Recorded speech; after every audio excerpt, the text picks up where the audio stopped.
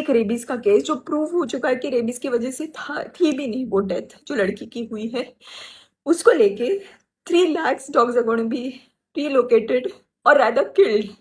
Why don't we accept that they're going to just be killed by the end of it?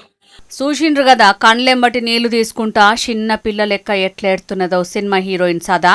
Delhi గల్లీలలో తిరిగే వీధి కుక్కల దాడులు చేయంగా పిల్లలు పెద్దోళ్ళు అందరూ మస్తుగా అవస్థలు పడుతున్నారు. కొందరైతే రేబీస్ వచ్చి జీవిడిచిరనే కారణంతో ఢిల్లీకెంచి వీధి కుక్కల్ని మొత్తం తరలించాలని సర్కారుకు సుప్రీంకోర్టు ఆదేశించింది కదా. ఇక 8 వారాల్లోగా వాటిని షెల్టర్లకు తీసుకుపోయే ఏర్పాట్లు చేయాలనే తీర్పును కొందరు స్వాగతిస్తే ఇంకొందరు జంతు ప్రేమికులు అభ్యంతరం చెప్తున్నారు. ఇక దాంట్లో హీరోయిన్ సదా కూడా షరీకైంది. అయితే జనాల మంచి కోసం చేసే ఈ ఆలోచనను ఎవలన్నా అడ్డుకోవాలని చూస్తే కఠిన చర్యలుంటాయని సుతం వార్నింగ్ ఇచ్చింది కోర్టు.